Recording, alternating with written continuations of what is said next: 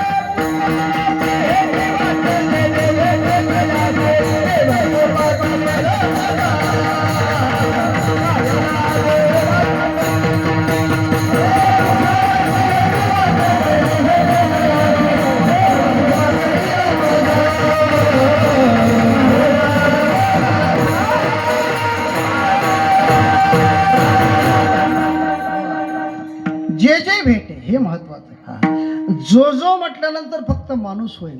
जे जे म्हटल्यानंतर कोणीही तिथं चेतन चालत चालत पण तो जडाला सुद्धा. झाडे कधी बोलत असतात, झाड कधी बोलत नाही. पण मला वाटतं काही काही गावामध्ये झाडही बोलतात. ते भक्त लोक म्हणतात की नाही, देवा झाडाची हाल करू नका. मला वाटतं इकडं अंगात कोणाचे येत नाही बरं. आमच्या पश्चिम महाराष्ट्रामध्ये आम्ही पुण्याकडे राहतो, तिकडं ज्याच्या अंगामध्ये येत असते त्याला झाड म्हणतात. झाड हा म्हणजे अंगात येत. हा मला सांगा तुम्ही हा की झाडं कधी बोलत नाहीत. पण ही श्रेष्ठ अवस्था आहे. आणि या अवस्थेतले जगद्गुरु तुकोबाराय परमात्म्याच्या समोर उभा राहतात आणि आगळी आणि वेगळी अशी मागणी करतात की हे देवा, माझं चित्त तुझ्या पायाजवळ राहिलं असं काहीतरी कर. आणि बाही म्हणजे हाताला धरून तो या भवसमुद्रामधून तारुण्ये. अभंगाचं पहिलं चरण, माझं चित्त तुझे बाई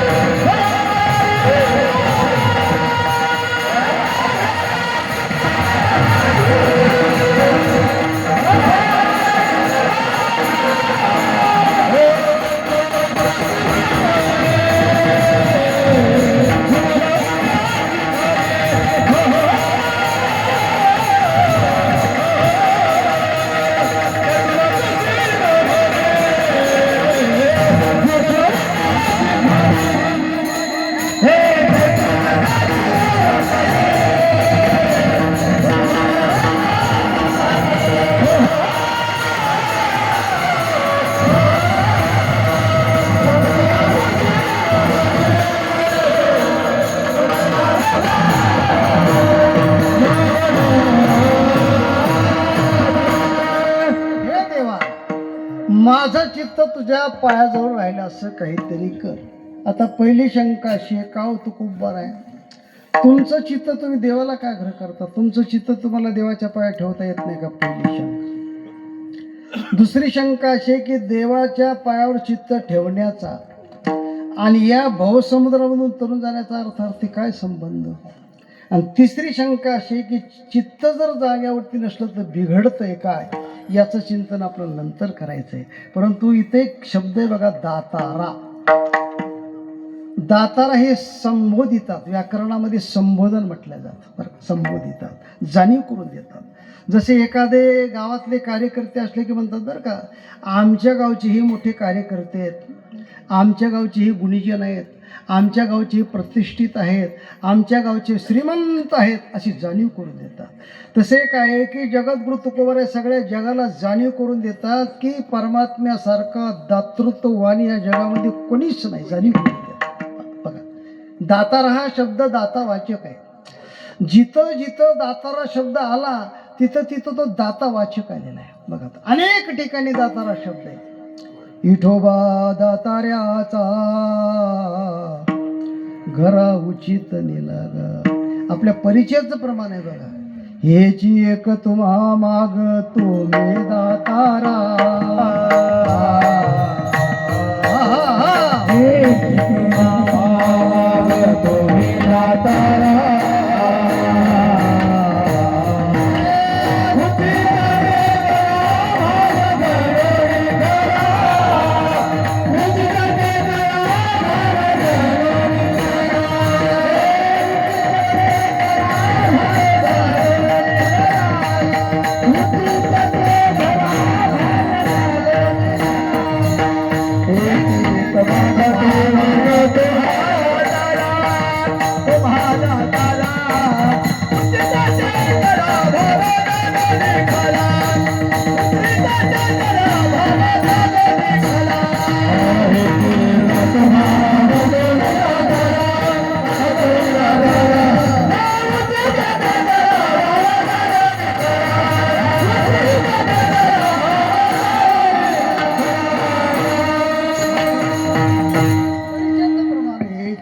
तुम्हा बरं का माग तुम्ही, पण गाथ्यामध्ये पाटे हेची एक देवा तुम्हा मागणे दातारा, उचित ते करा माझा भाव जाणून, असा देवडीकराच्या गाथ्यामध्ये पाठ आहे. दातारा शब्द अनेक ठिकाणी हा आपल्या परिचयाचं प्रमाण आहे. विटेवरी ज्याची पाऊले समान, तो एक दाता दानशूर,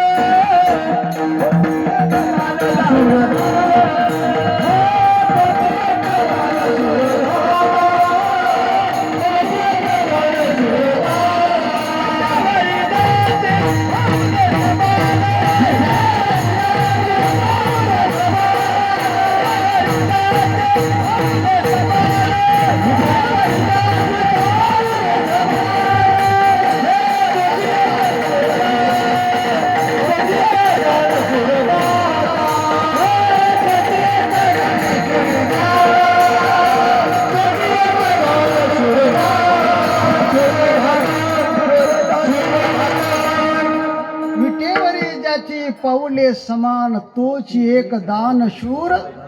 दाता, आपल्याला दाता शब्द घ्यायचा. अनेक ठिकाणी दाता शब्द आहे. दाता या शब्दाचा अर्थ आहे तुझ्यासारखा दातृत्ववानच कोण नाही जगतामध्ये. आणि दुसऱ्या भाषेत जर सांगायचं ठरलं तर परमात्म्याचं वर्णन करतात. एक अलंकार आहे बघा, एक नियम आहे. वर्गणी मागणारे माणसं एखाद्याच्या दरवाजासमोर गेले की वर्गणी मागण्याची पद्धत असते. ते म्हणतात वा वा वा वा वा, तुम्हाला हरिश्चंद्र राजा म्हणावं, तुम्हाला शिबी राजा म्हणावं, बळीराजा म्हणावं, हा मूर्तिमंत तुम्ही कर्णाचे अवतार आहात. आणि हे विचार इतकं चंगट असतं की तुपात पडलेली माशी सुद्धा फेकून देत नाही. त्याला हिंदी भाषेमध्ये मक्खी चूस म्हणतात. मक्खी म्हणजे मासीन, चूस म्हणजे चोकणी. हा याच्याही पलीकडे काही काही माणसं चंगट असतात. फाटलेलं धोतर सुद्धा काही काही माणसं फेकून देत नाही. त्या फाटलेल्या धोतराच्या चड्ड्या शिवतात, चड्ड्या. पण जास्त जीर्ण झालं ते तरी फेकून द्यायला पाहिजे की नाही. त्याच्यासाठी दिव्यासाठी वाद बनवतात. पण जास्त जीर्ण झालं ते तरी फेकून द्यायला पाहिजे की नाही. ते कापड जाळतात, त्याची राख बनवतात. पण राख तरी फेकून द्यायला पाहिजे की नाही. ती राख भांडे घासायला. पण भांडे घासायचं पाणी तरी इकडे तिकडे जाऊ द्यायला पाहिजे नाही. ते पाणी कुठल्या तरी झाडाला, त्या झाडाचे फळं किंवा फुलं काही विकायचे, धोतर आणायचं आणि पहिला क्रम सुरू. त्या धोतराला शतकान शतक सुट्टी नाही. असे जरी चंगट माणसं असले तरी म्हणतात वा वा वा वा, हरिश्चंद्र राजा म्हणावं, शिवराजा म्हणावं, बळीराजा म्हणावं. मग हा म्हणतो का वर्णन चाललंय कशासाठी? आणि नाही म्हटले परवा भंडारा आणि भंडाऱ्यासाठी काहीतरी द्यावं. हा म्हटलं तुम्ही एवढं वर्णन करत आहात ना, 1 किलो गहू देऊ. एवढं वर्णन केलं तरी 1 किलो गहू देऊ. घरातले सगळे लोक जेवायला येऊ. आमच्या लोकाला जेवण नाही मिळालं तर 1 किलो गहू परत नेऊ. देऊ का? वर्णन केलं म्हणून. तसे आमचे जगद्गुरु तुकोबारायचं काय की वर्णन करतात परमात्म्याचं, हे देवा तुझ्यासारखा दाताच्या जगतामध्ये कोणी नाही. बघा आमचा एक नियम आहे. एक सिद्धांती ग्रंथ आहेत, काही प्रक्रियेचे ग्रंथ आहेत बरं का. मी सुद्धा खूप विनोदी आहे, परंतु मी सोडून दिलेले आहे. लक्षात आलं का? विनोदामध्ये तथ्य नसतं. लक्षात आलं का? पण कधी कीर्तनकारावर परिणाम झाला पाहिजे, त्याचं नाव कीर्तन आहे. विठाला विठाला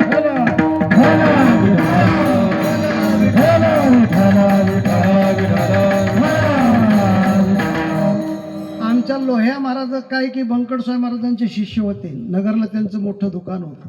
त्या काळात काही कोटीचा व्यवहार होता लोह्या महाराजांचा. तर लोह्या महाराजांनी 42व्या वर्षी बंकटस्वामी महाराजांचं कीर्तन ऐकलं आणि सगळा व्यवहार काय की व्यवहार सोडून दिला आणि मोठे कीर्तनकार झाले, विद्वान झाले. याला म्हटलं जातं परिणाम. बरं का? अलीकडे कीर्तनकारावरच परिणाम नाही, लोकांवर कधी परिणाम व्हायचा? लक्षात आलं? त्याचं कारण आहे की मोबाईलवरती पाहून कीर्तन करणे. ग्रंथात कुठं काही माहिती नसतं, कुठल्या ग्रंथात काय ते. सिद्धांती ग्रंथ आणि प्रक्रिया ग्रंथ मी तुम्हाला सांगतोय. प्रक्रियेचे ग्रंथ आहेत विचार सागर, वृत्ती प्रभाकर, पंचदशी प्रतीक, काही की प्रक्रियेचे ग्रंथ आहेत. आणि सिद्धांती ग्रंथ गीता, ज्ञानेश्वरी, भागवत, एकनाथी म्हटलं भागवत, त्याचबरोबर जगद्गुरु तुकोबाराची गाथा, याला सिद्धांती ग्रंथ म्हटलं जातं. आणि तिथं गेल्याशिवाय तो सिद्धांत पूर्ण होत नसतो. म्हणून आपल्याला गीतेमध्ये यायचे. गीतेमध्ये दातारा हे पद सोडू नका बरं का.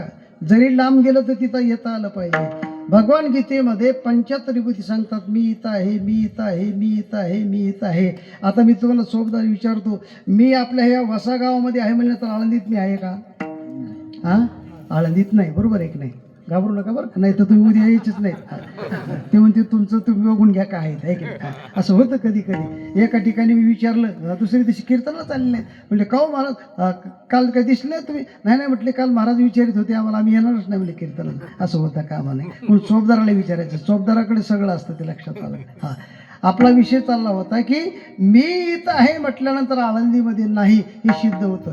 एका ठिकाणी आहे आणि एका ठिकाणी न्याय सिद्ध होतं. याला शास्त्रामध्ये अन्वय आणि व्यतिरेक म्हटलं जातं. अन्वय म्हणजे असणे आणि व्यतिरेक म्हणजे नसणे.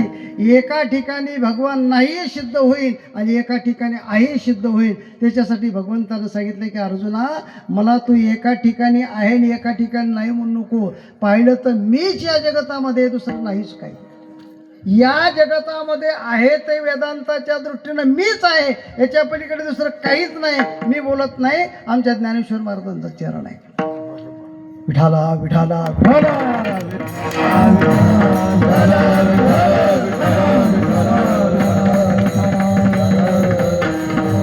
विठ्ठल जळी स्थळी भरला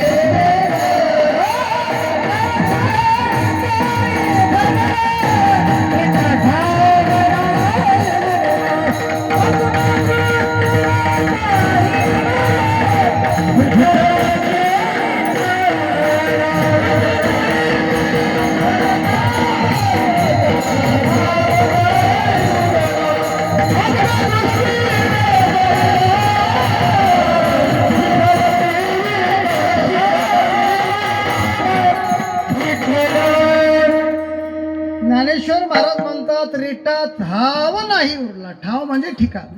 असं एकही ठिकाण नाही की तिथं परमात्मा तत्व नावाची वस्तू नाही. सर्व ठिकाणी भगवान आहे. आपण सर्व ठिकाणी आहे का? सोडून द्या. आपण या मंदिरामध्ये सुद्धा नाही बरं का. पूर्ण मंदिरात मी आहे का? पूर्ण मंदिरामध्ये म्हणजे गादीवर तरी पूर्ण आहे का? जी वस्तू एक विधवर जागेवर असते याला आगमापायी म्हटलेलं गीतेमध्ये. आगमापायी म्हणजे येणारी जाणारी मरकी, सोप्या भाषेमध्ये जाणार. लक्षात आलं का? पण परमात्म्याचं तसं नाही. सर्व ठिकाणी, सर्व देशामध्ये, सर्व ठिकाणी वेदांत सांगतो की आहे ते ब्रह्मच आहे. जगत नावात ती वस्तू या जगतामध्ये नाही. सांगितलं की अर्जुना मी फक्त तुला कारण दृष्टीनं 75 ठिकाणं सांगतो. मी इथं आहे, मी इथं आहे, मी इथं आहे. हा, कारण दृष्टीनं. शेवटचं उदाहरण घेतो जरा पुढचं, कळण्याजवळ जवळचं, अगदी जवळचं. हा बघा तुम्ही. हा 7 5 प्रधाना अशी ज्ञानेश्वर महाराजांचे शब्द आहेत. आणि 7 5 प्रधाना. आता 7 आणि 5 किती होतात मृदंगाचार्य? 7 आणि 5 किती? 7 आणि 5 12. बरोबर. हा 7 आणि 5 12 आणि 7वर 5. वा वा, उत्तर चांगलं दिलं बरं. हा 7वर 5 75. बरोबर आहे की नाही? 75 ठिकाणी, 75 ठिकाणं सांगितले मी इथं आहे, मी इथं आहे, मी इथं आहे, मी इथं आहे. मग कसे? कारण दृष्टीनं. अक्षरामध्ये अ नावाचा मी आहे. प्रत्येक अक्षरात आहे बघा तुम्ही. त्याच्यातलं निघून गेलं की ते हलंत बनत असतं. त्याचा पाय मोडला जातो. पाय मोडला की त्याचा उच्चार असा होतो बघा. त्याच्यात काही की अ असलं की त्याचा पूर्ण उच्चार होतो. क ख ग घ. मला काही व्याकरण सांगायचं नाही, मला त्याच्यातला महत्त्वाचा भाग सांगायचा आहे. त्याच्यातलं अ निघून गेलं की असा उच्चार होतो बघा. क ख ग घ असा अर्धा उच्चार होतो. तसे अ नावाचे भगवान याच्यामध्ये, याच्यातले अ नावाचे भगवान निघून गेले की माणसं करतात अ गेले. लक्षात आलं का? याला म्हटलं जातं कारण दृष्टीनं. असे 75 ठिकाणं सांगितले. आणि शेवटचा श्लोक सांगितला, अथवा बहुनैतेन किं ज्ञातेन तव अर्जुन विष्टभ्यामिदं कृष्ण मेकांशेन स्थितो जगत. अर्जुना, माझ्या एका अंशाने हे सगळं जगत व्यापलेले बघ मी केवढा. अर्जुनाने विचार केला, बापरे, एका अंशानं जर जगत व्यापलेले तर हा भगवान आहे केवढा. म्हणून 11व्या अध्यायाची निर्मिती झाली. आणि 11व्या अध्यायाच्या सुरुवातीला अर्जुनाने जे मनात वर्णन केले ते आमच्या ज्ञानेश्वर महाराजांनी लिहिलेले आहे. सगळ्या ओळ्या म्हणत बसत नाही मी. माझी काही ज्ञानेश्वरीचे प्रवचनं आहेत, माझं एक कीर्तन आहे. आणि कीर्तनात म्हटलं की तो मोजका भाग असतो. लक्षात आलं का? कीर्तन म्हटलं की भक्ती चांगलं असतं आणि प्रवचन म्हटलं की ज्ञाना चांगलं असतं. ज्याच्यामध्ये ज्ञान भरपूर असतं त्याचं नाव प्रवचन असतं, आणि ज्याच्यामध्ये भक्ती असते त्याला कीर्तन म्हटलं जातं. आणि म्हणून मागे कवणे काही पडियंते पुसले नाही, सहसा कैसे काय सांगा म्हणू. मी जरी सर्गीचा सांगू तरी काही शिवने अंतरंगू. तिहा प्रसंग गयाली पुसू. माझी जरी सेवा झाली तरी काय गरुडाची तुली, तोही बोली करेची ना. आता हे सगळ्या वयात बरं का. आणि 11व्या अध्यायाच्या सुरुवातीच्या वयात तुम्ही वाचा.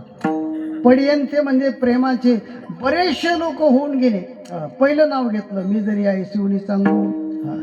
आईसाहेब इतका जवळ आहे का? हा बरं का. सलगीचा चांगू म्हटलेले सलग या शब्दाचा अर्थ होतो लागून, परंतु तसा अर्थ नाही ज्ञानेश्वरीमध्ये. खाजगी प्रेमाचा. मी जरी प्रेमाचा पुतळा असलो तरी सुद्धा आईसाहेब इतका जवळ आहे का? आईसाहेब किती जवळ आहेत. जगद्गुरु तुकोबाराचं शरीर थकलं आणि देहू गावावरून त्यांना पंढरपूर क्षेत्राकडे जाता येत नाही, त्यावेळेला आमच्या तुकोबारांनी पडल्या आईसाहेबाचा धावा केला. पाय लक्ष्मीचे हाती म्हणून येतो काकुला.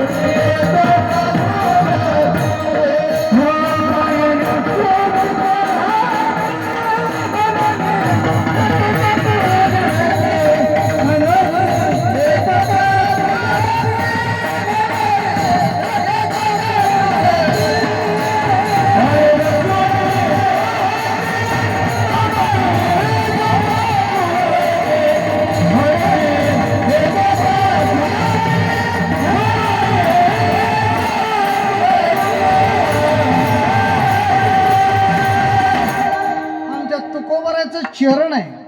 आणि ज्ञानेश्वर महाराजांची ओवी आहे, काही अर्थ काहीच बदल नाही, की अर्थ तोच आहे. हा म्हणजे आईसाहेब आहेत का जवळ मी नाही असं अर्जुनाला समजून सांगायचं. दुसरं उदाहरण दिलं, माझी जरी शिवा झाली तरी काय गरुडाची तुली. हा बघा, सगळे पक्षी आपल्याला पाहायला मिळतात. सगळे जरी नाही पाहिले तर कावळा तरी आपण पाहतो की नाही?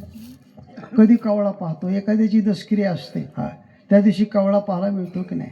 आपल्या भागामध्ये तीर्शी केल्या जाते आणि त्या पुणे जिल्ह्याकडे आळंदीकडे दशक्रिया केल्या जाते. खरा शब्द 10 क्रिया आहे बरं का. हा 10 म्हणजे अग्नी. हा बरं का. ज्या दिवशी म्हटलं म्हणजे अग्नी देऊन 10 दिवस होतं, त्याचं नाव काय आहे? दाह क्रिया बरं का. परंतु दशक्रिया नाव पडले त्याचं. हा आणि तिकडे दशक्रियेचा मोठा कार्यक्रम असतो, दशक्रियेचा मोठा कार्यक्रम असतो. आणि मग त्या दशक्रियेला प्रवचन ठेवलेलं असतं. ते प्रवचनाला श्लोकही निवडलेला असतो. अंतकाले च मामेव स्मरण मुक्त्वा कलेवरम यप्रयाती समद्भावम याती नास्त्यत्र संशय. हा श्लोक घेतलेला असतो. बिचारे प्रवचनाला बसलेले असतात आणि बसतात प्रवचनामध्ये, पण कोणाची वाट बघतात? कावळ्याची. बसतात प्रवचनामध्ये आणि वाट कोणाची बघतात? कावळ्याची. पण कावळ्याची वाट कावळ्यासारखीच बघतात. कशी बघतात? कावळ्यासारखीच बघतात. आणि कावळ्यानं स्पर्श केला खालचेच लोक म्हणतात पुंडलिक कवरदा हरी विठ्ठल श्री ज्ञानदेव तुकाराम. खालचेच लोक म्हणतात महाराज आपलं काम झालं, घ्या उरकू. हा त्या प्रवचनाची अवस्था म्हणजे कावळा. परंतु गरुड पक्षी काय आपण पाहिला नाही, पण गरुड खांब मात्र पंढरपूर क्षेत्रामध्ये पाहतो. बरोबर आहे, गरुड खांब. हा आता त्या गरुड खांबाचा इतिहास बऱ्याचशा लोकांना माहिती नाही बरं का. एक सोपान काका म्हणून भुसावळकर होऊन गेले. गुटकी व्यक्ती होती. जास्तीत जास्त काय की 4 फुटाची उंची होती, पण इतके सुंदर कीर्तनकार होते, इतके सुंदर कीर्तनकार.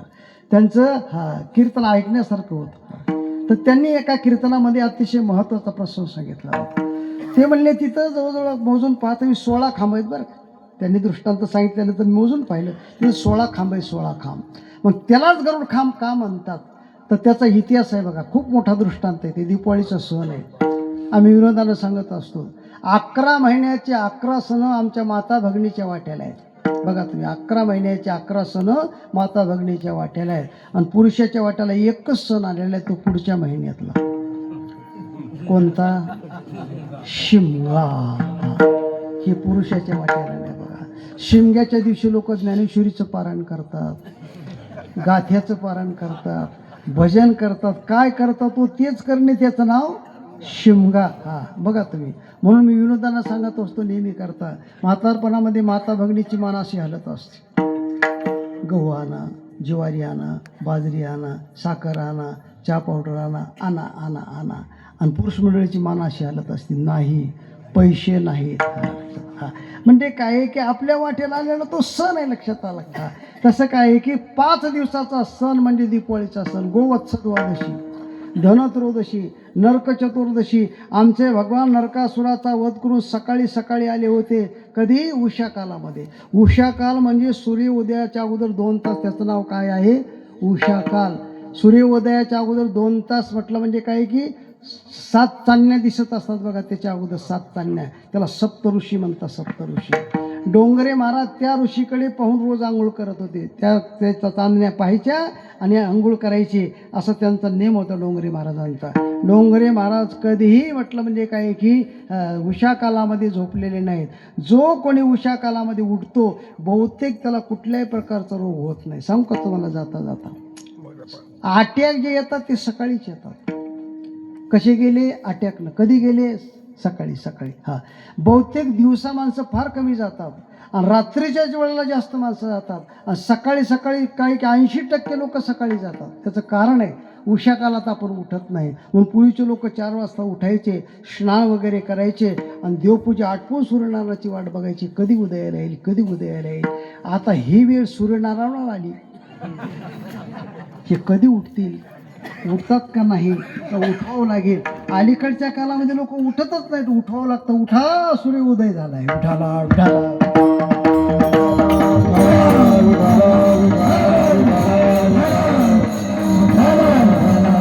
नरकासुराचा वध करून आले होते भगवान, त्याला नरक चतुर्दशी अमावस्या म्हटलं जातं, बलिप्रतिपदा, काही की द्वितीया म्हणजे भाऊबीज. भाऊबीज म्हणजे बहिणीनं भावाला ओवाळायचं असतं.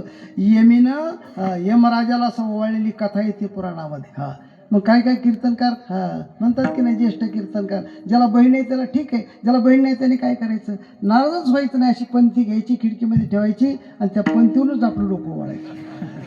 आहे की नाही, म्हणजे आपल्याहून पंथी ओवाळली काय आणि पंथीहून डोकं ओवाळलं काय, असा 5 दिवसाचा सण. आणि तेवढ्यामध्ये आमचे नामदेव आहेत, अर्थात काय की देवाकडे गेले आणि विनंती केली, देवा दीपावळीसाठी माझ्या तुम्ही घरी जायचे. इतका सुंदर जनाबाई महाराजांचा अभंग आहे बघा. सल दीपावळीचा आला, नामा रावळाशी गेला, जनाबाई महाराजांचा अभंग आहे. विनंती केली, देवा माझ्या घरी तुम्ही दीपावळीसाठी जायचं. अरे पण म्हटले, मी पुण्य करायला वरदान दिलेलं आहे. त्यानं वरदान मागून घेतलेलं आहे. कसं की म्हणले, देवा आतापर्यंत ते 4 हात होते, आता 4 हात ठेवायचे नाहीत. काय करायचं, 2 हात घालवायचे आणि 2च हात ठेवायचे हातात. आणि ते बी कमरेवरती ठेवायचे बरं का. करकटावरी ठेवणिया,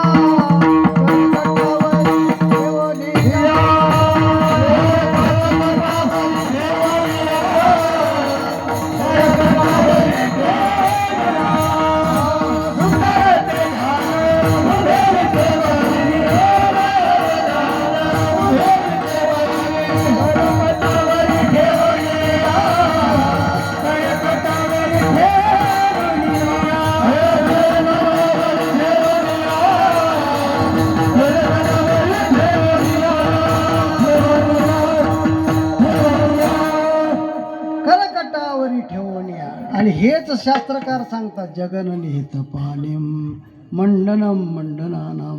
जगन म्हणजे कंबर आणि पाणी म्हणजे हात.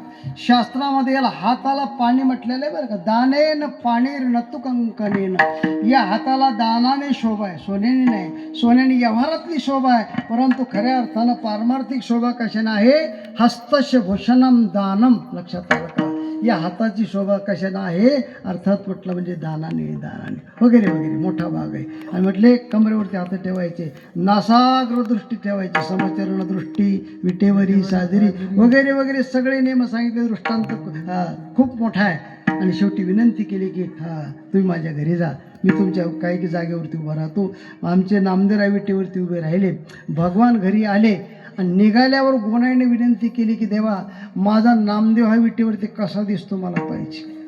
अहो म्हणजे तुम्ही आई आहात, आमच्या माता भगिनीच्या अंतकरणामध्ये राहत नसतं. आणि अंतकरण कोमल असतं. 2 गोष्टी आपल्यापेक्षा पुरुषाला पेक्षा माता भगिनीला जास्त झालेल्या आहेत. लक्षात आला का, अंतकरण कोमल असतं. तुम्ही काय की अगदी अचानक बोलून जाल. म्हणजे मी काही बोलणार नाही. शेवटी नामचे काय की भगवान आणि गोनाई त्या खांबावर येऊन बसले आणि नामदेवाकडे पाहिल्यावर नामदेवा इतके सुंदर दिसले. अचानक शब्द निघून गेला, नामदेवा किती चांगला दिसतोस रे बाप्पा. सगळे लोक वर बघायला लागले. म्हणून तेव्हापासून त्या खांबाला लोक काय म्हणायला लागले, गरुड खांब विठाला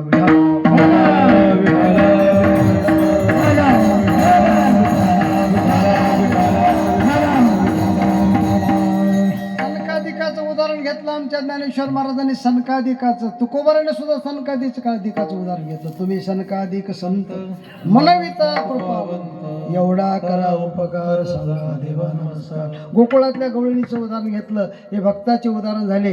विरोधी भक्ताचे उदाहरण आहे का पुढे 3 श्लोकामध्ये भगवान बोललेले आहेत. अर्जुन बोललेला आहे आणि भगवंताला समजून सांगतो की देवा मला विश्वरूप पाहायचं आहे, परंतु माझ्या डोळ्याला ते आकलन होईल की नाही मला सांगता येत नाही, त्याचा तू विचार कर. एक नियम आहे बघा, या डोळ्याने दृश्य पदार्थ पाहता येतात, अदृश्य परमात्मा या डोळ्याने पाहता येत नाही.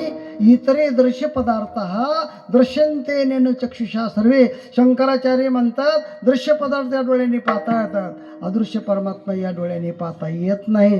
पाहणं या शब्दाचा अर्थ आहे कळणं बरं का. पाहणं या शब्दाचा अर्थ काय आहे, दृश्य ज्ञानम. जे जशी वस्तू आहे ते कळणं याचं नाव आहे काय की कळणं बघा. पाहणं सांगू का तुम्हाला उदाहरण. काही माणसं म्हणतात बरं का, आतापर्यंत मी यांना पाहत होतो हो, पण आज कळालेत कशी येते. म्हणजे पाहणं म्हणजे कळणं, बरोबर आहे की नाही. आणि अलीकडच्या काळामध्ये तेच झालंय, खरं कीर्तनकाराचं स्वरूप कळालं नाही म्हणून घोटाळा आहे. विठाला विठाला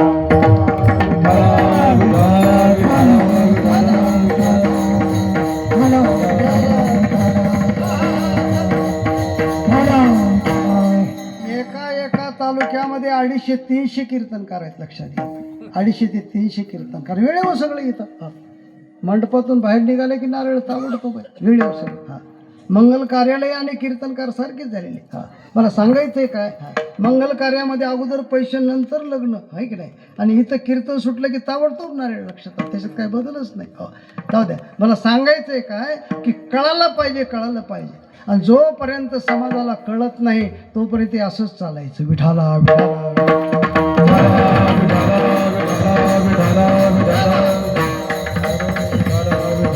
अर्जुन म्हणतो देवा, खऱ्या अर्थानं माझे काय आहे की पाहण्याची दृष्टी आहे की नाही बघ. आणि 30 श्लोकामध्ये अर्जुन बोलला. आणि शेवटी परमात्म्याने काय केलं, त्याचं वर्णन केलं. ती 3ऱ्या श्लोकामध्ये इतकं गोड वर्णन केलं. बघा तुम्ही, जी पुतना मावशी मारण्यासाठी आली तिला 22 नावाचा मोक्ष दिला, म्हणजे सनकादिकाचा मोक्ष तो दिलेला आहे की नाही. विषयाचे स्तनपाने मारू आले, तो सनकादिकाचे निमाने सायोज्य सौरसु दिदला पुतने, जे विषयाचे स्तनपाने मारू आले. आगा राजसूयावाचे सभासदी देखता त्रिभुवनांची मांदी. मांदी या शब्दाचा अर्थ एकत्र, बरं का. मांदी हा शब्द ज्ञानेश्वरीमध्ये सुद्धा आलेला आहे. आठवत आहे का, 3 वेळेस आलेला आहे ज्ञानेश्वरी शब्द. पण पसायदानाचा सर्वांना माहिती आहे, ईश्वरनिष्ठांची मांदी आली. मांदी या शब्दाचा अर्थ आता जसे मठामध्ये आपण एकत्र आलेले, याचं नाव आहे मांदी, एकत्र येणे. तुकोबऱ्याचा सुद्धा मांदी शब्द आहे. जयाने घातली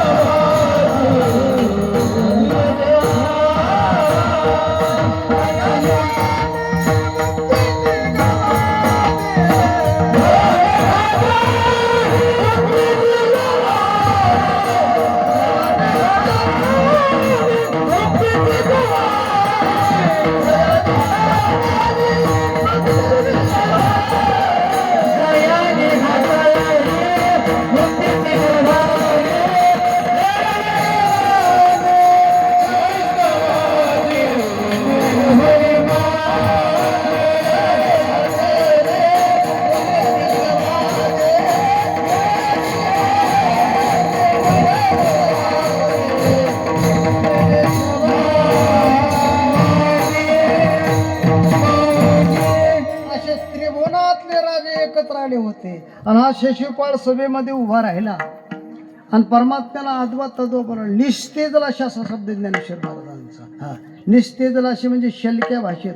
काही काय माणसं भांडणामध्ये बोलायला लागले की इतके शिव्या पाठ असतात, पाठीमागची पुढे शिवी येत नाही, इतके त्यांचे विष्णू सहस्रनामासारखं पाठ असतं, लक्षात आलं का.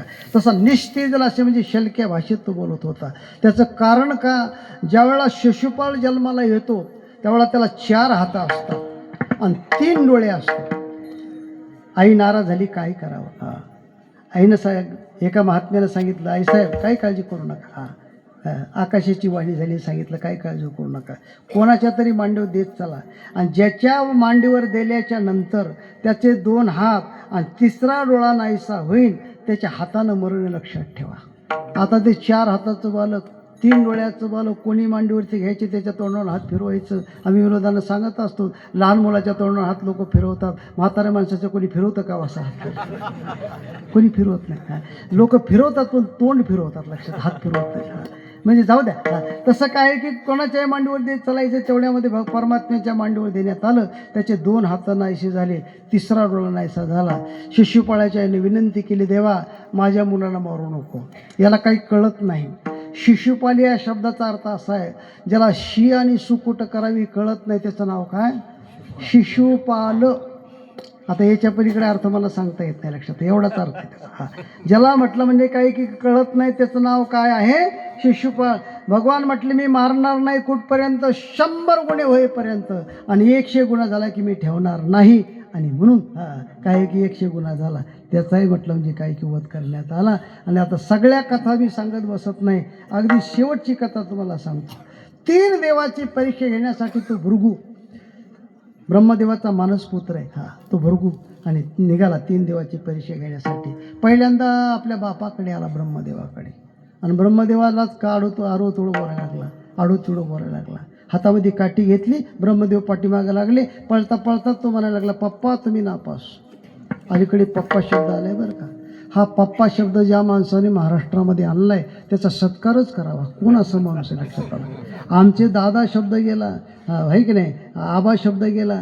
अहो आबा, इतका मोठा शब्द आहे महाराज. मी सांगली जिल्ह्यामध्ये जातो बरं का, 80 वर्षाचे म्हातारे आमच्या आर पाटलासाठी आत्तासुद्धा रडतात. आर पाटलासारखा माणूस डोंगरानं पाणी नेले बघा त्या मतदारसंघामध्ये. आबा 52 वर्षाचे, जीवन काय की थोडंसं राजकारणामध्ये मला वाटतं 17-18 वर्षाचं जीवन गेलं, परंतु त्या भागात पाणी नव्हतं प्याला. आता त्या भागामध्ये द्राक्षाची बाग आहेत, बाग. याला म्हटलं जातं आबा निघून गेले, अर्थात दादा निघून गेले. काय की मोठमोठ्याने नाव निघून गेले. पप्पा शब्द आला लक्षात आला का. तो पळता पळताच म्हणायला लागला, पप्पा तुम्ही नापास. पुढे गेले, भगवान शंकर ध्यान करत होते, तपश्चर्या करत होते. हा लहान मुलगा गेला आणि त्या भगवान शंकरासारखी नक्कल करायला लागला. एक व्यवहारातला नियम आहे, छोटे माणसं मोठ्या माणसासारखी नक्कल करायला लागले की राग येतो. भगवान शंकर तिरसोळ घेऊन पाठीमागं लागले. पळता पळता तो म्हणायला लागला, महादेव महाराज तुम्ही सुद्धा नापास. महादेव महाराज म्हणजे राऊत नाही बरं का, बीडशे. महादेव महाराज म्हणजे भगवान शंकर. भगवान शंकर हे काय की तमोगुणाचं प्रतीक आहे. तमोगुणी माणसं अगोदर बोलतात आणि नंतर पश्चाताप करतात, असं बोलायला नको होतं. अगोदर बोलायचं आणि नंतर पश्चाताप करायचा. दुसऱ्या भाषेत सांगू का, अगोदर काय लोक झोपतात आणि नंतर पडतात. अगोदर झोपतात आणि नंतर पडतात, आणि काय लोक अगोदर पडतात आणि नंतर झोपीची वाट बघतात. इकून येईल का, तिकून येईल का, इकून येईल का, तिकून येईल का. शेवटी झोप तर येतच नाही, सूर्यच उदयाला येतो. जाऊ द्या. तसं तमगुणाचं प्रतीक विष्णू हे सत्वगुणाचं प्रतीक आहे.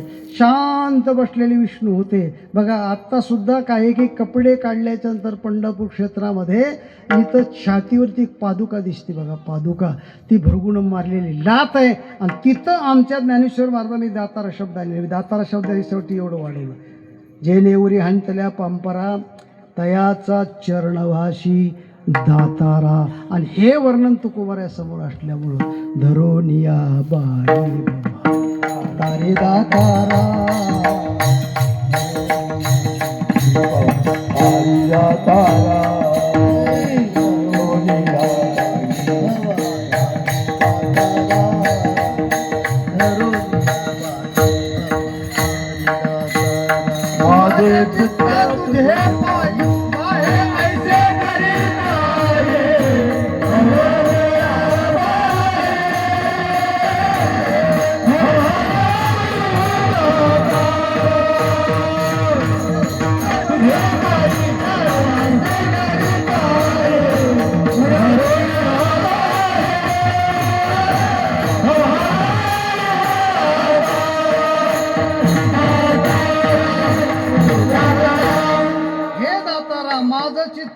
पायाजवळ राहिला असं काहीतरी कर. बघा परमार्थामध्ये चित्ताची गरज आहे. परमार्थामध्ये चित्त, व्यवहारामध्ये वित्त, शरीरामध्ये पित्त, बाजारामध्ये पत, रानामध्ये खत, घरामध्ये एक मत, असे बरेचसे प्रकार आहेत. इतके प्रकार आहेत.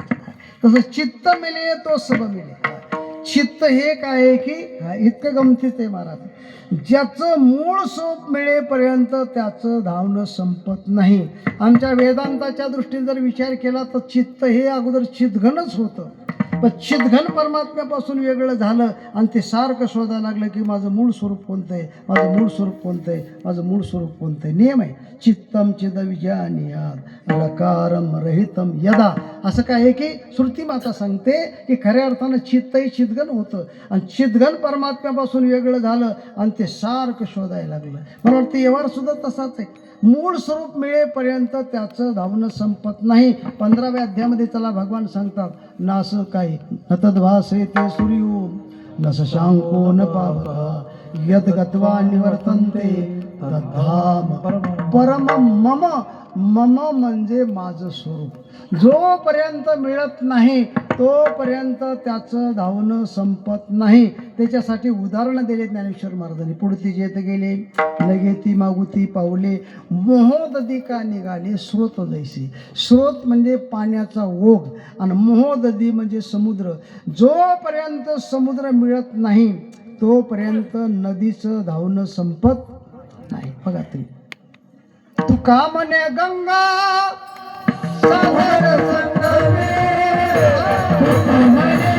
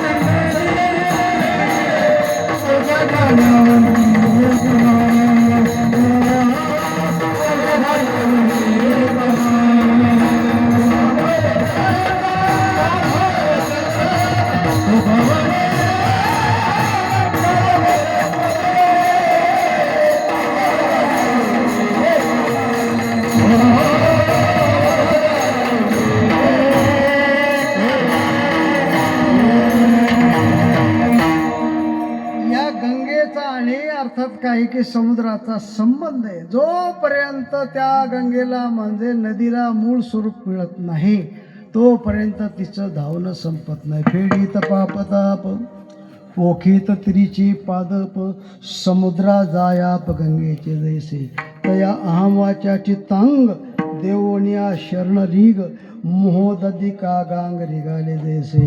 किंबहुना तयाचा आहे की नाही. इतक्या ओव्या आहेत महाराज. आणखीन 2-3 ओव्या आहेत, लक्षात आलं का. हां, इतक्या ओव्या आहेत. जोपर्यंत त्या नद्यांना समुद्र मिळत नाही तोपर्यंत त्यांचं धावणं संपत नाही. आणि म्हणून हा अगदी दृष्टांत दिला जवळचा. का लवनाची कुंदरी सुदलिया लवन सागरी होयची ना माघारी परती जैसे. का शब्द लांबवायचा बरं का. का लवनाची कुंदरी. आणि का जर शब्द लांबवलाच नाही तर कालवनाची कुंदरी. बरं काय. कालवण म्हणजे भाजी होईल बरं. हां, कारण कालवण वेगळं आणि भाजी वेगळी. रोज खातो त्याला भाजी म्हटल्या जातं आणि कधीतरी खातात त्याला काय म्हटलं जातं, कालवण. ही तर कोणाला माहीत नाही ते बरं का. ते ठराविक लोकांना ती माहिती असतं. हां, बरं का. हां, मांसाहार करणाऱ्याला त्यांना ते माहिती असतं. हां, त्यांना ते कालवण म्हटलं जातं. का लवणाची कुंदरी. शब्द तेच असतात, उच्चारामध्ये फरक झाला की अर्थामध्ये फरक होतो. बघा तुम्ही, 2च अक्षर आहेत. खरं.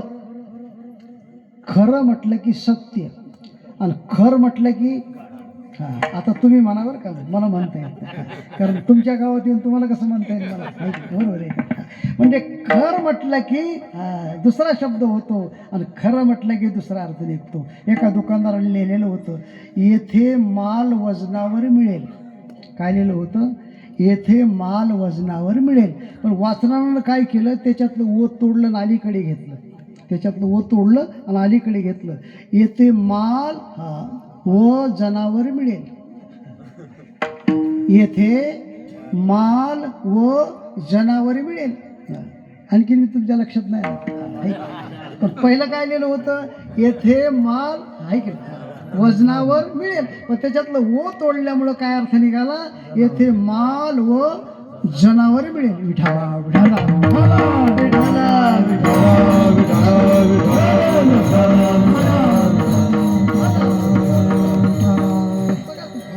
एका माणसाचं आडनाव होतं पळशीकर. एका माणसाचं आडनाव काय होतं, पळशीकर. त्याचा मित्र म्हटला जा पळ. नाही लक्षात आलं का, पळ शिकर. म्हणजे तेच अर्थ जर समजा उच्चारामध्ये बदल झाला की अर्थ तसा का. लवणाची कुंजरी, लवण म्हणजे मीठ, कुंजरी म्हणजे हत्तीन. आणि त्या माणसाने विचार केला की आपण मिठाची हत्तीन बनवायची आणि अलीकडचं पाणी पाजायचंच नाही. आणि खरं आहे बरं का, पूर्वीचा काल असा होता, जिथं पाणी तिथं माणसं जातं. आता माणसं बदलले. जिथं माणसं तिथं पाणी. कुठेही जाऊ द्या पाण्याची बाटली बरोबरच असते. आणि ही बाटली प्रवासात आल्यामुळं कोण काय पितं हे कळतच नाही. कारण प्रवासातली बाटली कोणाला म्हणता येते का काय. तसं काय आहे की जिथं पाणी तिथं माणसं. बघा पूर्वीचा काल, जिथं पाणी तिथं माणसं जायची. आता काल बदलला. आता खेडेगावात सुद्धा प्रत्येकाच्या घरी नळ आलेला आहे. बरोबर आहे की नाही, प्रत्येकाच्या घरी. तर मुंबईसारख्या शहराच्या ठिकाणी काय की रोज पाणी येणार. ते सासूनाचं भांडण, पुरा अगोदर ते पाणी भरायचं, सासून भरायचं का सुनेनं भरायचं. सासूबाईला सांगितलं असं करा, एक टीप आणा, त्याच्यामध्ये पाईप सोडून द्या आणि त्या पाण्याला सांगायचे कधी ये आणि कधीही जा. ते सकाळी पाणी येतं, ते टीपही भरतो आणि वाहत वाहत हा जिथं झोपलाय तिथं येतो ते पाणी. आणि ते सांगतं उठा की जी माय बाप कशी लागली झोप. म्हणजे जिथं माणसं तिथं पाणी. विठाला विठाला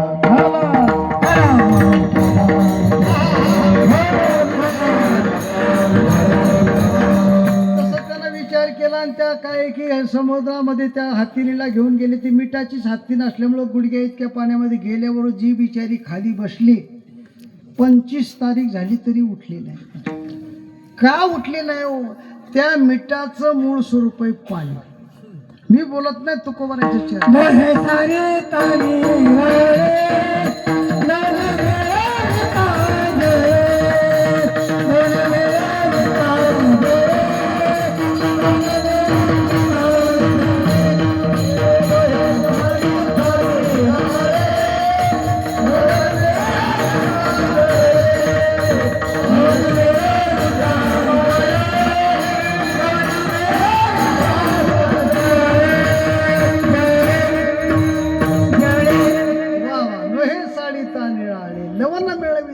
जळे म्हणजे जळ आपलं पाणी आणि काही की लवण म्हणजे मीठ.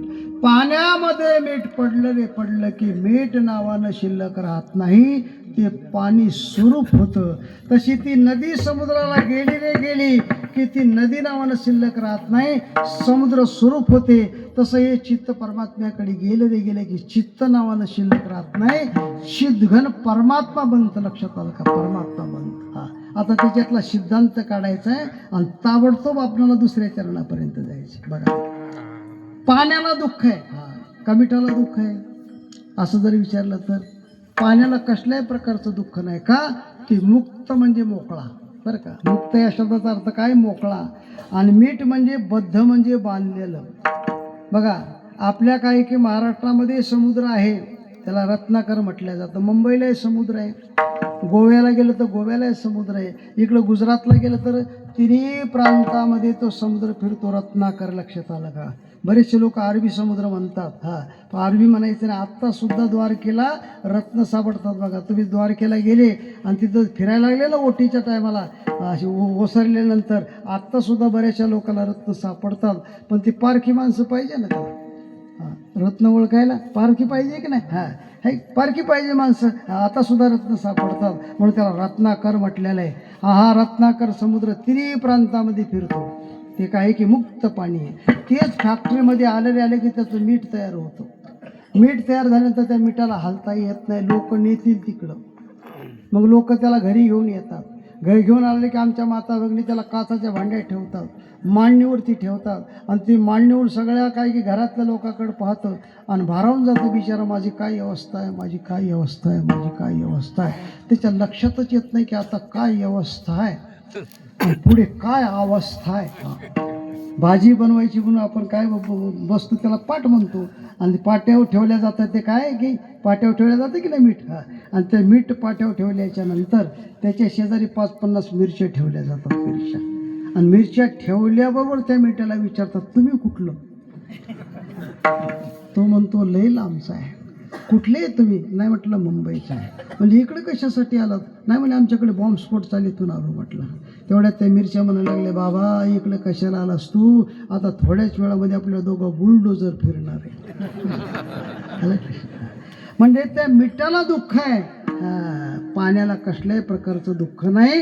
तसं चित्ताला दुःख आहे आणि त्या चितघन परमात्म्याला कसल्याही प्रकारचं दुःख नाही. आणि म्हणून आमच्या तुकोबाराने चित्ताची मागणी देवाकडे केली. आता एकार्थीप्रमाणे किती सांगू, मी जर म्हणत बसलो ना इतकं सुंदर वातावरण काय सांगायचं तुम्हाला. वाजवणारे चांगले, गाणारे चांगले, ऐकणारे चांगले, स्पीकरसुद्धा खूप चांगला आहे बरं का. मी असंच स्पीकरवाल्याचं वर्णन केलं पुणे जिल्ह्यामध्ये परवा. त्या स्पीकरवाल्याने मला 500 रुपये दिले, 500. आता बघू एक किती रुपये देतात ते बघू. ढाला ढाला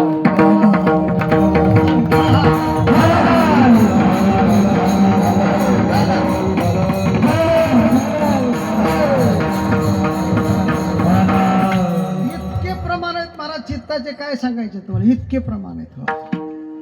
तुका म्हणे चित्त निवांत राही, तुका म्हणे चित्त निवांत राही,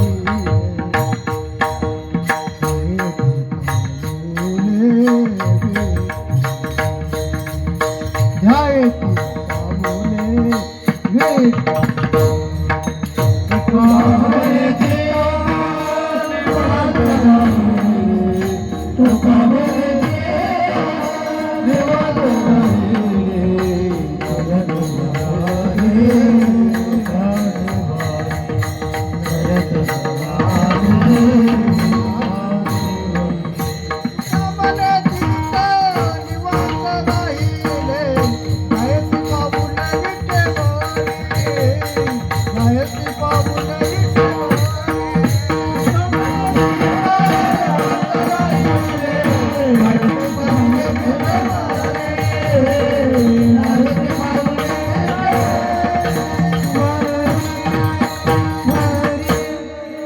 म्हणे चित्त निवांत राहिले, ध्यायते पावले विटेवरी, ठाव दे चित्ता राखे पायापाशी.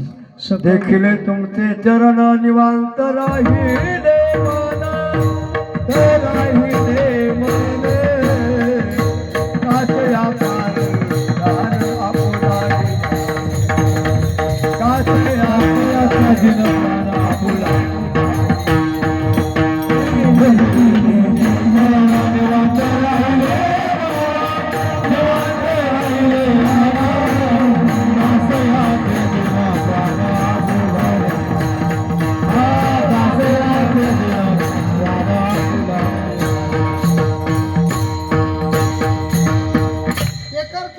सगळं चित्ती तुझे पाय डोळा रूपाचे ध्यान अखंड नाम तुमचे वर्णावे गुण, प्रपंच व स्वरूप चित्त पाये गुरु, ऐशे करिगा पांडुरंगा शुद्ध रंग. दुर्बुद्धी ते म्हणा कदा उपजो नारायणा, आता मजायशे करी तुझे पाय चित्ती धरी, ठाव दे चित्ता राखे पायापाशी, सकळ वृत्तीशी अखंडित. परिचयाचं प्रमाण तुम्हाला सांगतो. माझ्या चित्ता तुझ्या पाया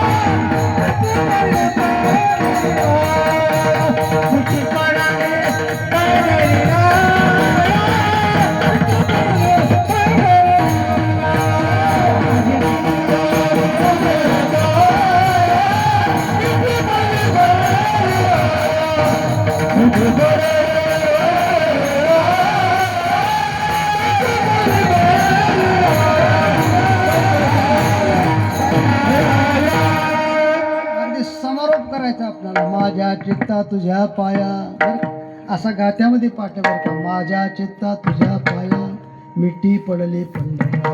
माझे चित्त तुझे पायी राहे ऐसे करी काही धरून या बाई भवहातारी दातारा.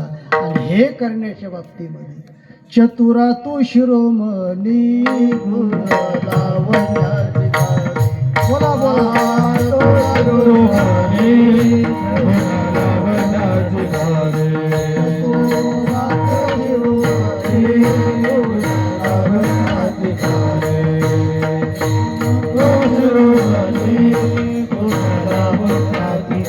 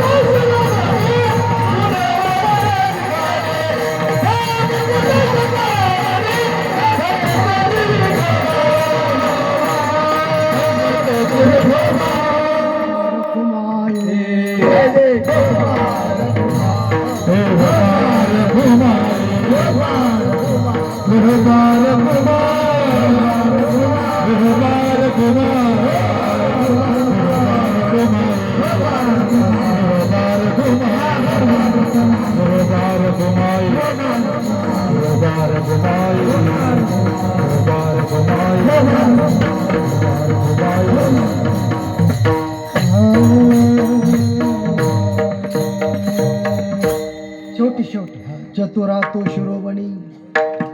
भगवान हा चतुरामध्ये शिरोमणी चतुर परमात्मा आहे. म्हणून दुरुक्ती नावाचा दोष आमच्या तुकोबारांनी पत्करलेला आहे. देव चतुर या जगात. देव चतुर देव चतुर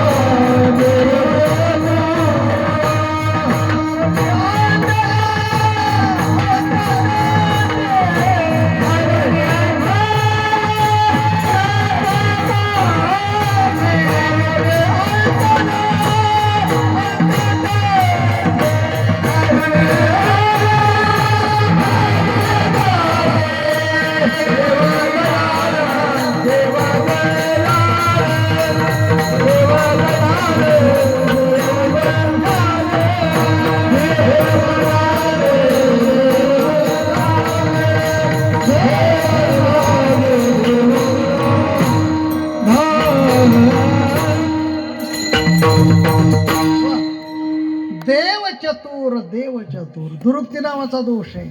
शास्त्रामध्ये सांगितलं एकच गोष्ट दोन दोन वेळेस जरी येऊ लागली ना, कीर्तनामध्ये सारखे दोन दोन शब्द येऊ लागले की लोक कंटाळतात, डोळे झाकतात. जाऊ दे म्हणतात, तेच चालले. त्याला दुरुक्ती नावाचा दोष म्हटला जातं. आणि दुरुक्ती नावाचा दोष पत्करून आमच्या तुकोबाराने सांगितलं देव चतुर आहे, त्याच्या पलीकडे कोणीच नाही. काय परमात्म्याचं चातुर्य तो मला सांगू. मला वाटतं सगळं सांगण्यापेक्षा आपल्या शरीराची ठेवणच पहा. इतकं सुंदर बनवलेले परमात्म्याने. कबीरदास स्वामी सांगतो, क्या खूबसूरत अल्लाह ने तुझं बनाई. इतकं सुंदर बनवलेलं. हाताला घेता येतं, तोंडाला खाता येतं, डोळ्याला पाहता येतं. पण चांगला का वाईट पदार्थ तिघालाही सांगता येत नाही. डोळ्यालाही नाही, हातालाही नाही, तोंडालाही नाही. त्याच्यासाठी नाकाची योजना केलेली आहे. विटलेला पदार्थ आला की नाक म्हणते बरोबर नाही. मला सांगा तुम्ही, हे जर नाक इकडं असतं असा पदार्थ घ्यावा लागला असतं, असं करावं लागलं.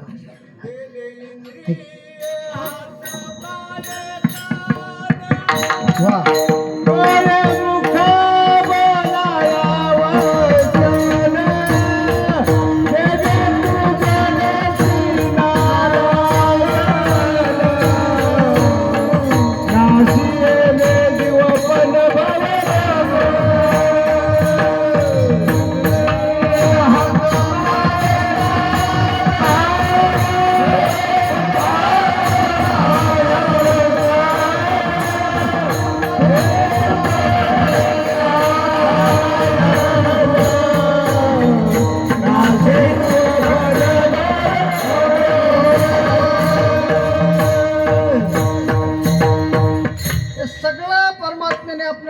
आपल्याला दिले इंद्रिय, हात, पाय, कान, डोळे, मुख, हे सगळं परमात्म्याने आपल्याला दिलेलं आहे. आपले हात वागतात म्हणून आपण जेवण करतो.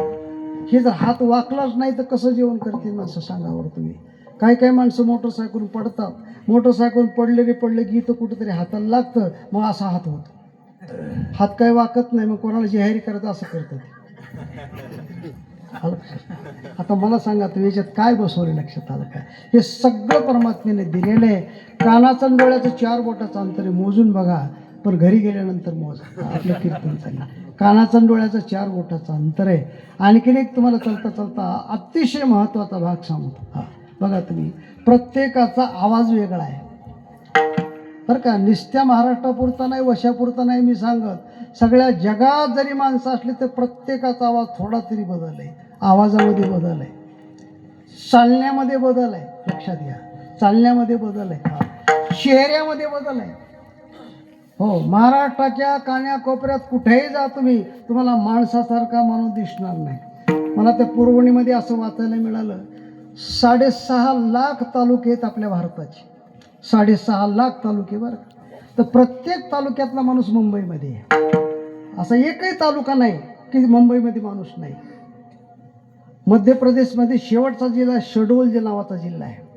आम्ही त्या यात्रेमध्ये असताना त्या जिल्ह्यामध्ये गेलो. अमरकंटक म्हणून मोठा पहाड आहे, आणि त्या पहाडामध्ये गेल्याच्या नंतर तिकडं टोल म्हणतात. टोल आपल्या इकडं काय म्हणतात, वस्ती म्हणतात, बरोबर एक नाही, आखाडा म्हणतात. पुणे जिल्ह्यामध्ये वस्ती म्हणतात, कोकणामध्ये पडळी म्हणतात, वस्ती म्हणतात, असं तिकडची भाषा आहे. तिथं टोल म्हणजे तिथं गेल्यानंतर ते सांगायला लागलं की आमचा मुलगा मुंबईला राहतो. कुठं? एक अमरकंटकचा पहाड आहे, लक्षात आहे. अमरकंटक म्हणजे खूप उंच आहे. काय लोकांना श्वास सुद्धा घेता येत नाही, असं तो पहाड मोठा आहे. आणि त्या पहाडामध्ये म्हणजे असा एकही तालुका नाही की तालुक्याचा माणूस मुंबईमध्ये नाही. तुम्ही मुंबईच्या कान्याकोपऱ्यात कुठेही जा, तुम्हाला माणसासारखा माणूस दिसणार नाही.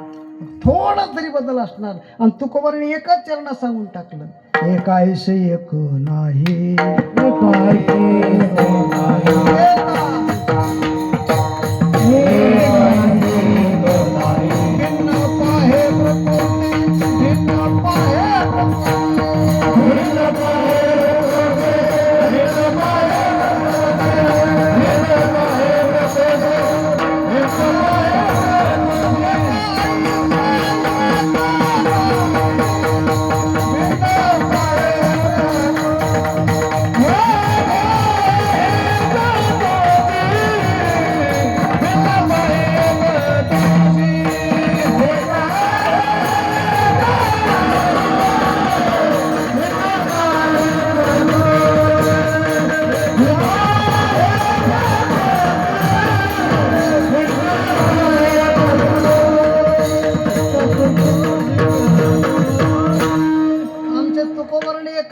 सांगून टाकलं, एक आयसे एक नाही, लक्षात आलं. एकासारखा माणूस एक तुम्हाला कुठेही दिसणार नाही, थोडा तरी बदल असणार. मग काही माणसं म्हणतील का हो, आम्ही नेपाळमध्ये गेलो होतो यात्रेला, सगळेच माणसं सारखे दिसत होते. नेपाळमध्ये जरी सारखे दिसत असले तरी ते एका घरातले नाहीत, लक्षात आलं का.